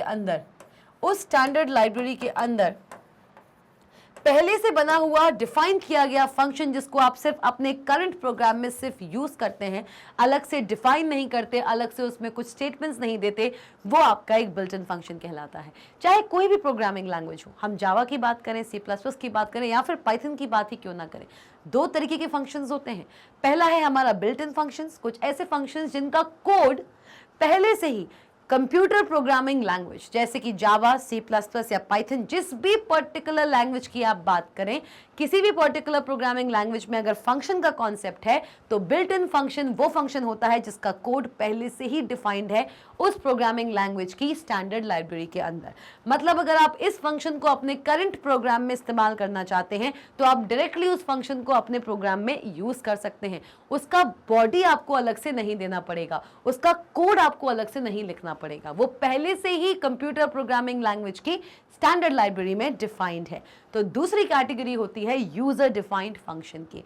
आप अपनी तरफ से भी एक फंक्शन क्रिएट कर सकते हैं, पर उसमें एक चीज होती है कि आप जिस करंट प्रोग्राम में अपना फंक्शन क्रिएट करते हैं, आपको वही वहां पर उसकी बॉडी, उसको डिफाइन करना पड़ता है। क्लियर हुआ? तो बात करेंगे एक बिल्ट इन फंक्शन की। तो रेंज क्या है? रेंज हमारा एक बिल्ट इन फंक्शन है, मतलब एक ऐसा फंक्शन जिसकी बॉडी, जिसकी डेफिनेशन, जिसका एक स्ट्रक्चर, जिसका सेट ऑफ कोड कि ये फंक्शन क्या काम करेगा, ये चीज पाइथन की स्टैंडर्ड लाइब्रेरी में पहले से ही डिफाइंड है। हमें सिर्फ इस फंक्शन को अपने करंट प्रोग्राम में सिर्फ इस्तेमाल में लाना है। That's it. चलिए आइए मतलब इसको मुझे अपने फंक्शन को, इस फंक्शन को मेरे अपने करंट प्रोग्राम में अलग से डिफाइन करने की जरूरत नहीं है। Okay, the range is a built in function in Python, ठीक है। The syntax of range function is, भाई अब एक रेंज फंक्शन को आप लिखते कैसे हो? रेंज फंक्शन के साथ होती है 3 वैल्यूज। भाई ये जो 3 वैल्यूज लिखे हुए हैं, याद रखना जिस सीक्वेंस में ये लिखा हुआ है, मतलब पहले अगर स्टार्ट है तो स्टार्ट, उसके बाद अगर स्टॉप है तो स्टॉप, और उसके बाद अगर स्टेप है तो स्टेप। मतलब जिस सीक्वेंस में एक फंक्शन के पैरेंथेसिस के अंदर जो पैरामीटर्स पास होते हैं, ये जो है ना, ये जो आपको दिख रहे हैं start, stop, step, start and stop, क्या है ये? क्या है ये भाई? इनको हम क्या बोलते हैं? क्या बोलते हैं भाई? इनको हम बोलते हैं फॉर्मल पैरामीटर्स। फॉर्मल पैरामीटर कह लीजिए, या फिर फॉर्मल पैरामीटर नहीं कहिए, क्योंकि ये एक बिल्ट इन फंक्शन है जिसमें हम डायरेक्टली वैल्यूज देने वाले हैं, तो ये कहलाएंगे आपके, ये कहलाएंगे आपके आर्ग्यूमेंट्स। क्या कहलाएंगे? आर्ग्यूमेंट्स। आगे जब हम फंक्शन पढ़ेंगे तो एक फॉर्मल पैरामीटर और एक आर्गुमेंट में क्या फर्क होता है हम ये भी समझेंगे। रेंज में ये जो आर्गुमेंट्स पास हैं, रेंज के पैरेंथेसिस के अंदर, इस रेंज फंक्शन के पैरेंथेसिस के अंदर जो आर्गुमेंट पास हैं, जिस तरीके से पास्ड है, मतलब पहले स्टार्ट आएगा, फिर स्टॉप आएगा, फिर स्टेप आएगा, इसी तरीके से आप एक रेंज फंक्शन में वैल्यूज प्रोवाइड करते हो। तो अगर आप जानते हो रेंज फंक्शन के बारे में थोड़ा बहुत भी कुछ, कमेंट सेक्शन में जाइए और बताइए मुझे क्या होता है एक रेंज फंक्शन। फिर इस पे हम आगे बढ़ते हैं। चलो, हाँ जी, तो बताया क्या रेंज फंक्शन क्या होता है? अगर आपको पता है तो अच्छी बात है, अगर नहीं पता है तो और भी अच्छी बात है। पता क्यों? क्योंकि आज हम यहाँ पर रेंज फंक्शन को बहुत ही डिटेल तरीके से, इस तरीके से समझेंगे कि रेंज फंक्शन अब की बार अगर आपसे कोई पूछेगा तो बिल्कुल बोल पाओगे भाई हमने पढ़ा हुआ है रेंज फंक्शन मैग्नेट ब्रेन से। तो भाई इसी के साथ साथ लाइक कर दो इस वीडियो को अगर अभी भी नहीं किया है, शेयर करो इस वीडियो को और सब्सक्राइब कर दो मैग्नेट ब्रेन्स के ऑफिशियल चैनल को अभी भी अगर नहीं किया है। भाई इतना करना तो बनता है। चलिए आते हैं रेंज फंक्शन की तरफ। तो भाई रेंज फंक्शन में आपको मिल रहे हैं 3 आर्ग्यूमेंट्स। कौन कौन से? पहला है आपका स्टार्ट आर्ग्यूमेंट, सेकेंड है आपका स्टॉप आर्ग्यूमेंट एंड थर्ड है आपका स्टेप आर्ग्यूमेंट। जिस तरीके से ये दिया हुआ है that is start, stop and step, उसी तरीके से आप जब भी रेंज फंक्शन लिखेंगे, इन वैल्यूज को जो भी आर्गुमेंट्स आप दोगे, पहला आर्गुमेंट आपका as a starting value consider होगा, सेकंड आर्गुमेंट आपका स्टॉपिंग वैल्यू कंसिडर होगा एंड थर्ड वैल्यू आपका ऑब्वियसली एक स्टेप वैल्यू की तरह ही कंसिडर होगा। चलिए देखें, it is use to create a list. किस लिए यूज होता है? किस लिए यूज होता है रेंज फंक्शन? किस लिए यूज होता है? आप रेंज फंक्शन की हेल्प से क्रिएट कर सकते हैं a list containing a sequence of integers। तो भाई रेंज फंक्शन के साथ एक रिस्ट्रिक्शन आ जाती है, एक बहुत बड़ी रिस्ट्रिक्शन आती है रेंज फंक्शन के साथ कि रेंज फंक्शन आप जब भी इस्तेमाल करेंगे तो उसमें जितनी नंबर ऑफ वैल्यूज आएंगी, देखो हम फॉर में सीक्वेंस की बात कर रहे हैं, फॉर में आप कोई भी वेरिएबल इस्तेमाल कर रहे हैं वो एक सीक्वेंस वेरिएबल है, मतलब एक ऐसा कंटेनर जो मल्टीपल वैल्यूज को कंटेन करता है। तो रेंज फंक्शन भी एक ऐसा फंक्शन है जो कि एक लिस्ट क्रिएट करेगा मल्टीपल वैल्यूज की। क्या क्रिएट करेगा? रेंज फंक्शन एक लिस्ट क्रिएट करता है। क्या करता है? रेंज फंक्शन एक लिस्ट क्रिएट करता है और उस लिस्ट में सिर्फ और सिर्फ इंटीजर्स होते हैं। क्या होते हैं? इंटीजर्स होते हैं। जैसे कि हम लिस्ट के बारे में ये जानते हैं कि लिस्ट जो होती है वो कंटेन कर सकता है multiple values and those multiple values can be of varying data types. जैसे कि अभी हमने एक एग्जांपल भी देखा था जहां पे लिस्ट अंडरस्कोर 1 नाम की मैंने एक लिस्ट बनाई थी और उस लिस्ट के अंदर इंटीजर वैल्यूज भी थे, तो हाई नाम का एक स्ट्रिंग वेरिएबल भी था, स्ट्रिंग वैल्यू भी था कि नहीं था? तो भाई अगर लिस्ट आप अलग से बनाते हो तो एक लिस्ट मल्टीपल वैल्यूज कंटेन कर सकता है, multiple values with multiple data types. लेकिन अगर आप बनाते हैं रेंज फंक्शन की हेल्प से एक लिस्ट, तो उस पर्टिकुलर लिस्ट में सिर्फ और सिर्फ इंटीजर वैल्यूज ही होंगे। चलिए आइए, लिस्ट क्या करेगा? क्रिएट करेगा। रेंज क्या करेगा? रेंज क्रिएट करेगा एक लिस्ट जो कंटेन करेगा अ सीक्वेंस ऑफ इंटीजर्स। ठीक है, ये बात हमने मान ली। अब ये जो इंटीजर्स हैं, कौन से इंटीजर से स्टार्ट होगा, किस इंटीजर तक जाएगा, ये सारी चीजें आपको ये पैरामीटर्स या ये आर्गुमेंट्स डिसाइड करेंगे। आइए, it creates a list containing sequence of integers from the given start value. आप जो भी यहाँ पे स्टार्ट वैल्यू दोगे, वहां से आपके इंटीजर की लिस्ट बनना शुरू होगी अप टू स्टॉप वैल्यू। और स्टॉप वैल्यू जो दोगे, स्टॉप वैल्यू को एक्सक्लूड करके, मतलब कि जो भी आपने यहाँ पे स्टॉप वैल्यू दी हुई है उससे एक कम तक आपकी लिस्ट बनेगी with a difference of the given step value. आप जो स्टेप वैल्यू यहां पर देने वाले हो, नंबर ऑफ इंटीजर्स जिनकी लिस्ट बनेगी उनके बीच में उतने उतने का डिफरेंस आएगा। थोड़ा सा कंफ्यूजिंग हो रहा है, समझ नहीं आ रहा है तो कोई बात नहीं, एग्जाम्पल देख लेते हैं। थियोरेटिकली जो चीज ज्यादा कॉम्प्लेक्स लगे उसको एग्जाम्पल देख के हम आसानी से समझ सकते हैं। चलिए आइए रेंज फंक्शन का एक एग्जाम्पल देखते हैं बहुत अच्छी तरीके से। बहुत ही मजेदार एग्जाम्पल होने वाला है, बहुत ही मजेदार। मतलब कि रेंज फंक्शन जो कि एक बिल्ट इन फंक्शन था, उस फंक्शन को आपको अलग से डिफाइन नहीं करना पड़ रहा है। उस फंक्शन के अंदर आपको सिर्फ आर्गुमेंट्स पास करने पड़ रहे हैं और इस फंक्शन में पहले से लिखा हुआ कोड एक लिस्ट जनरेट करके आपके सामने दे रहा है। इसलिए ऐसे फंक्शंस जिनका कोड पहले से ही मेंशन्ड है उस पर्टिकुलर प्रोग्रामिंग लैंग्वेज की स्टैंडर्ड लाइब्रेरी में, तो ऐसे फंक्शंस आपके बिल्ट इन फंक्शंस कहलाते हैं। चलिए आगे देखें, एग्जांपल देखते हैं रेंज फंक्शन पे। तो भाई to begin with, simply remember that function takes parameters to work on। ये बात हम जानते हैं, इनको फटाफट से देख लेते हैं, एग्जाम्पल देखते हैं। भाई कोई भी फंक्शन हो, अगर फंक्शन है, कोई भी फंक्शन है, उसको कुछ ना कुछ पैरामीटर चाहिए होता है काम कराने के लिए। आ जाओ, the function range, start, stop and step, ये तीन ऐसे आर्गुमेंट्स हैं जो आप रेंज फंक्शन के पैरेंथेसिस के अंदर देते हैं, ठीक है, are parameters. The start and step parameters are optional. देखो ये क्या लिखा हुआ है, जो स्टार्ट पैरामीटर है और जो स्टेप पैरामीटर है ये दोनों ऑप्शनल हैं। मतलब कि अगर आप ये पैरामीटर्स नहीं भी देंगे तब भी आपका रेंज फंक्शन वर्क करेगा। तो अभी टाइम आ गया है एग्जाम्पल को देखने का। भाई एग्जाम्पल देख लेते हैं। मैंने अगर लिख दिया रेंज, क्या लिखा है, मैंने अगर लिख दिया रेंज। अब भाई रेंज फंक्शन है, ठीक है, हमने यहाँ पर रेंज फंक्शन लिख दिया। रेंज फंक्शन हमने लिखा हुआ है और उसकी स्टार्टिंग वैल्यू, पहले आएगा स्टार्टिंग वैल्यू दी है मैंने 1। बहुत ही सिंपल से एग्जाम्पल से हम शुरुआत करते हैं। स्टॉप वैल्यू दी है 8 और स्टेप वैल्यू दी है मैंने 1। देखना इस चीज को बड़े ध्यान से। तो भाई आप सबको पता है कि रेंज फंक्शन क्या एग्जीक्यूट करता है। भाई ऐसे ही रेंज फंक्शन अगर आप अपने पाइथन आईडीएलई पे लिख देंगे तो आपको आउटपुट पता क्या मिलेगा। आपको पता है कि रेंज फंक्शन एक लिस्ट क्रिएट करता है। क्या क्रिएट करता है, रेंज फंक्शन एक लिस्ट क्रिएट करता है, किसका, इंटीजर्स का, ठीक है। तो भाई लिस्ट क्रिएट हो जाएगी आउटपुट आईडीएलई पे, मतलब पाइथन आईडीएलई पे। जैसे ही आप इस फंक्शन को, इस पूरे फंक्शन को आप रन करेंगे एज द इंस्ट्रक्शन, आपके पाइथन आईडीएलई पे एक लिस्ट क्रिएट हो जाएगी जो कि स्टार्ट होगी किससे स्टार्ट होगी भाई, कमेंट सेक्शन में बता दो, मजा आने वाला है। रेंज फंक्शन में आई गारंटीड। देखिए स्टार्ट वैल्यू क्या दी हुई है, स्टार्ट वैल्यू दी हुई मुझे 1, तो 1 से स्टार्ट होगा 2 3। भाई एक एक का डिफरेंस, 1 के बाद 2, 2 के बाद 3, 3 के बाद 4, ये कौन डिसाइड कर रहा है, ये कौन डिसाइड कर रहा है कि 1 के बाद 2 आएगा, 2 के बाद 3 आएगा। ये अगर आपकी स्टार्ट वैल्यू है तो ये आपकी स्टेप वैल्यू है।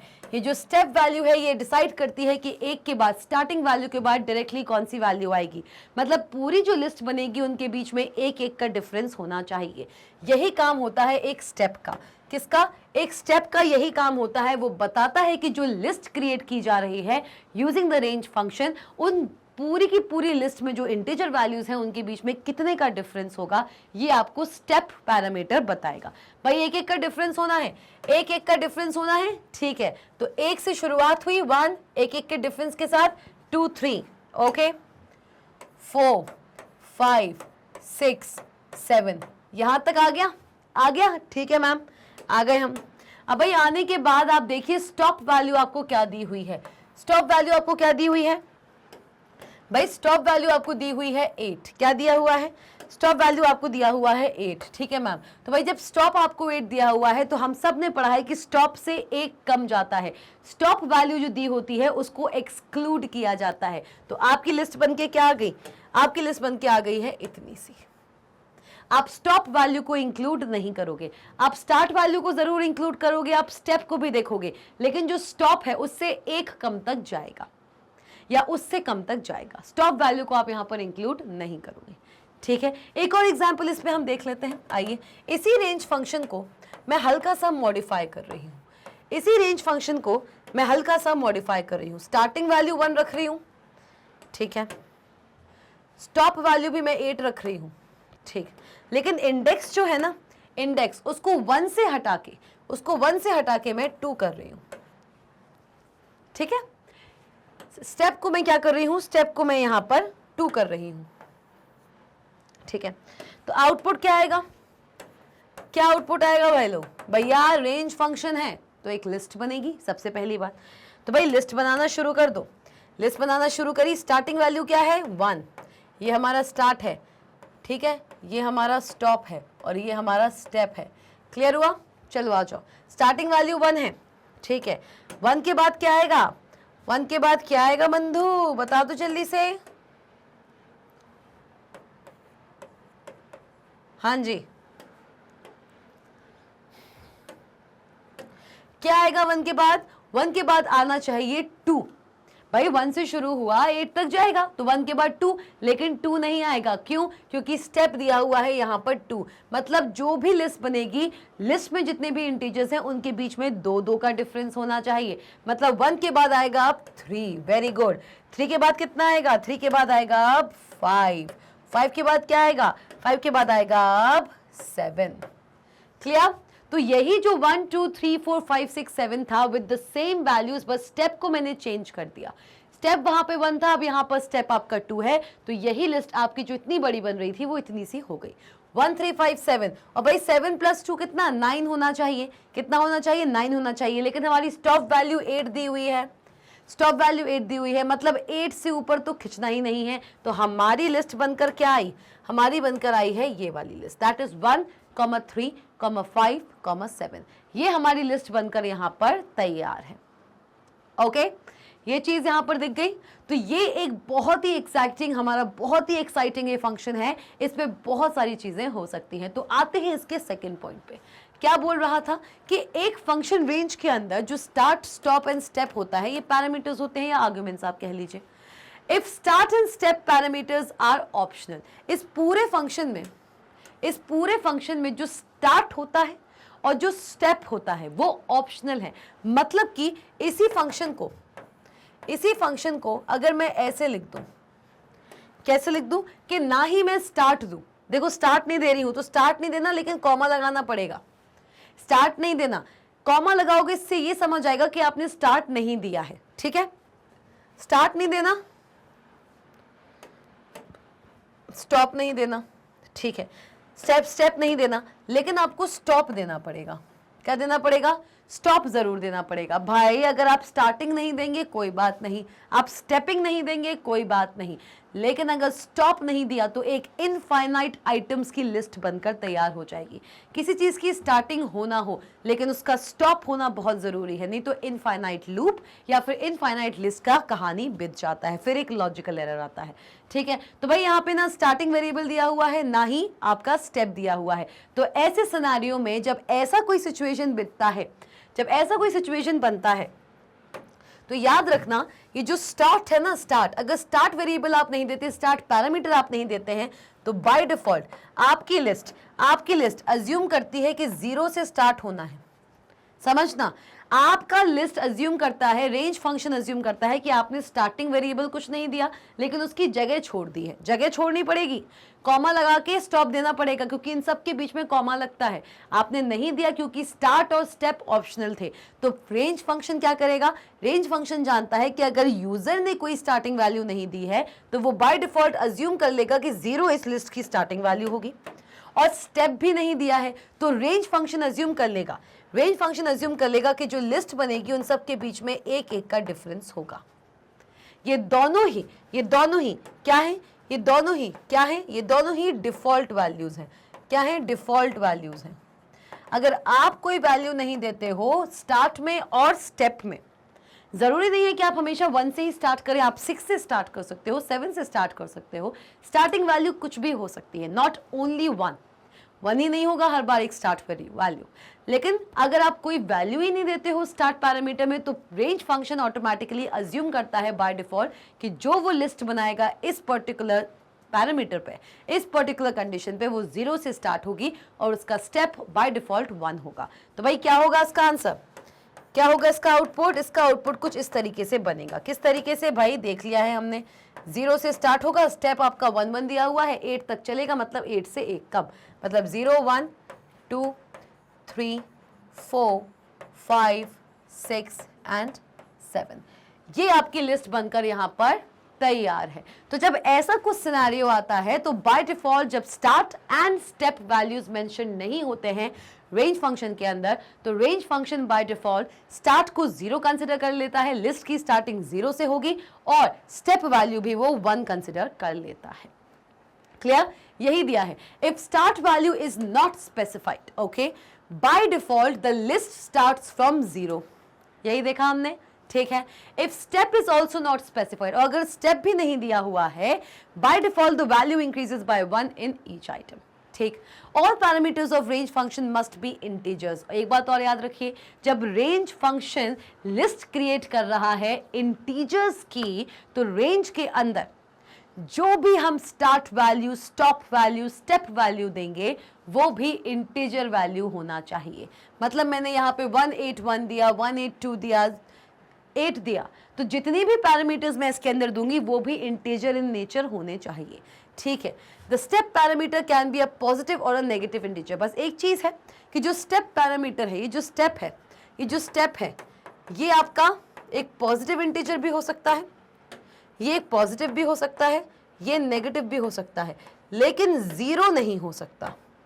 भाई आप लिस्ट बनाओगे, एक एक का डिफरेंस की मिनिमम टू मिनिमम एक एक का डिफरेंस होता है इंटीजर्स में, 0 का डिफरेंस कैसे आ जाएगा? 0 का डिफरेंस नहीं आ सकता। स्टार्ट वैल्यू है, स्टॉप वैल्यू है, सिर्फ 0 0 0 0 0 नहीं दे सकते आप, है ना। तो मतलब क्या है कि आपकी जो स्टेप रहेगी या तो वो एक पॉजिटिव वैल्यू रह सकती है या फिर वो एक नेगेटिव वैल्यू रह सकती है, लेकिन 0 कभी नहीं रह सकता स्टेप। क्लियर? देख लें इस पे एक एग्जाम्पल। चलिए इस पे एक एग्जाम्पल देखते हैं बहुत अच्छे से। आइए, एग्जाम्पल 4 की हम यहाँ पे बात कर रहे हैं। भाई एग्जाम्पल दिया हुआ है, start and step not specified. देखो सबसे पहला इंस्ट्रक्शन, लिस्ट के अंदर हम क्रिएट कर रहे हैं। हमने क्या किया, यहाँ पे हमने इस्तेमाल किया है लिस्ट कंस्ट्रक्टर का। किसका? लिस्ट कंस्ट्रक्टर का। ये सब क्लास आप पढ़ के आए हो, चैप्टर नंबर 4 या फिर आई थिंक चैप्टर 5 में लिस्ट एंड टपल्स आप पढ़ के आए हैं। लिस्ट कंस्ट्रक्टर है ये। आप लिस्ट दो तरीके से क्रिएट कर सकते हो, या तो आप स्क्वायर ब्रैकेट्स का इस्तेमाल करके क्रिएट कर सकते हैं, नहीं तो आप लिस्ट कंस्ट्रक्टर की हेल्प से भी एक लिस्ट क्रिएट कर सकते हैं। तो क्या दिया हुआ है कि लिस्ट के अंदर, लिस्ट कंस्ट्रक्टर के अंदर हमने रेंज पास कर दिया, रेंज फंक्शन पास कर दिया। कर सकते हैं, लिस्ट कंस्ट्रक्टर है, इस लिस्ट कंस्ट्रक्टर के अंदर हमने रेंज फंक्शन पास किया है और इस रेंज में सिर्फ एक ही वैल्यू दी हुई है, दैट इज 10। और हम सब जानते हैं कि रेंज के अंदर चाहे आप स्टार्ट ना दीजिए, चाहे आप स्टेप ना दीजिए, लेकिन स्टॉप देना पड़ेगा। तो बाय डिफॉल्ट आपकी जो लिस्ट बनेगी, वो कहां से बनेगी? वो 0 से बनेगी। स्टेप वैल्यू क्या होगी? 1, क्योंकि ना स्टेप दिया था ना स्टार्ट दिया था। और स्टॉप वैल्यू क्या दी हुई है? ये आपकी स्टॉप वैल्यू है बाय डिफॉल्ट। ये क्या है? ये आपकी स्टॉप वैल्यू है। स्टॉप देना पड़ेगा, स्टॉप मैंडेटरी होता है। रेंज के अंदर जो स्टॉप होता है, वो मैंडेटरी पैरामीटर होता है। क्लियर? तो रेंज के अंदर 10 एक स्टॉप पैरामीटर है, 0 से लेकर 9 तक जाएगा। क्यों? क्योंकि जो स्टॉप वैल्यू होती है वो इंक्लूड नहीं की जाती। आइए, डिफॉल्ट स्टेप वैल्यू इज 1। ठीक है, अब आओ इस पे, लिस्ट रेंज 2,10। देखो 2 के बाद थोड़ा सा आपको यहाँ पे स्पेस दिखा होगा, दिखा है कि नहीं दिखा है? हाँ जी मैम दिखा है। तो मुझे एक बात बताओ, हमको पता है कि स्टॉप जो है, बहुत से बच्चे सोच रहे कि मैम ये स्टार्ट है, बीच में थोड़ा सा जगह दिख रही, मतलब स्टॉप नहीं दिया, और ये आपका होगा स्टेप। ऐसा हो सकता है? स्टॉप तो मैंडेटरी है, तो मतलब कि इस पूरे के पूरे एग्जाम्पल में आपको स्टार्ट दिया हुआ है और क्या दिया हुआ है? आपको स्टार्ट दिया हुआ है और आपको दिया हुआ है स्टॉप। क्या दिया हुआ है भाई? बहुत ही अमेजिंग एग्जाम्पल है ये। आपको स्टार्ट दिया हुआ है, स्टॉप दिया हुआ है और स्टेप नहीं दिया हुआ। तो जब स्टेप नहीं दिया हुआ है तो क्या अज्यूम करेगा एक रेंज फंक्शन? वो अज्यूम करेगा 1 as the step value. So 2, 3, 4, 5, 6, 7, 8, 9 stop value include नहीं होती। चलिए आइए, आ जाइए भाई। अब और यहाँ पे लिस्ट कंस्ट्रक्टर के अंदर हमने रेंज फंक्शन दिया जिसमें हमने तीनों वैल्यूज दी हुई हैं। स्टार्ट भी दिया है, स्टॉप भी दिया है और स्टेप भी दिया है। तीनों एस मैंने यहाँ पे दिए हुए हैं। हमारी लिस्ट की स्टार्टिंग 0 से होगी, 30 तक जाएगी और 5-5 के स्टेप पे जाएगी। तो क्या होना चाहिए इसका आंसर? क्या होना चाहिए भाई? देख लें, 0 से स्टार्ट होगा भाई। किससे स्टार्ट होगा? 0 से स्टार्ट होगा भाई। 0 से हमने स्टार्ट कर दिया, 30 तक जाएगा, ठीक है, 5 का डिफरेंस, तो 0, 5, 10, 15, 20, 25, 30 आएगा नहीं, क्योंकि 30 इसकी स्टॉप वैल्यू है। तो कहाँ तक आएगा भाई? केवल 25 तक आएगा। देख लो वही दिया है कि नहीं, देखो भाई यही दिया है, मिला लो इस लिस्ट को मेरी बनाई हुई लिस्ट से, मेरी लिस्ट को बना, इस पूरी लिस्ट को मेरी बनाई हुई लिस्ट से आप मैच कर सकते हैं। 0, 5, 10, 15, 20, 25, both of these lists are equivalent. चलो आ जाओ, अब देखो इसको, देखो मैंने क्या बताया था आपको, मैंने बताया था कि स्टेप वैल्यू जो है, जो स्टेप वैल्यू है वो आपकी -1 हो सकती है, ठीक है, ओके। एक बात याद रखना, एक बात याद रखना, अगर आप जो स्टॉप होता है, देखना जो स्टॉप होता है वो क्या होता है, जो स्टॉप होता है वो डायरेक्टली प्रोपोर्शनल होता है, किसके?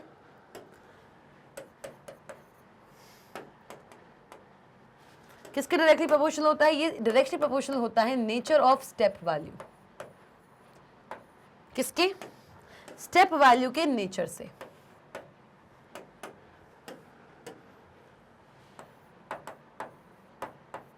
ठीक है, आ जाओ, मतलब कि अगर स्टेप आपका नेचर की बात हो रही है, किसकी बात हो रही है? स्टेप वैल्यू की बात नहीं हो रही, स्टेप वैल्यू के नेचर पे बात हो रही है। मतलब स्टॉप का जो नेचर है, स्टॉप वैल्यू का जो नेचर है वो डायरेक्टली प्रोपोर्शनल है नेचर ऑफ स्टेप वैल्यू के, ठीक है। आ जाओ, अगर मैंने स्टेप वैल्यू का नेगेटिव दिया हुआ है, अगर मैंने कोई स्टेप वैल्यू नेगेटिव दिया हुआ है तो स्टॉप को भी आप नेगेटिव रखिएगा। नेगेटिव जा रहा है मतलब पीछे जा रहा है, और पीछे जाएगा मतलब आप अपनी लिस्ट में पॉजिटिव तरफ ना बढ़ते हुए नेगेटिव तरफ बढ़ेंगे। तो नेगेटिव तरफ अगर आप बढ़ेंगे नंबर लाइन पे, तो आपके पास एक नेगेटिव नंबर होना चाहिए एज द स्टॉप वैल्यू। तो मतलब क्या है इस बात का?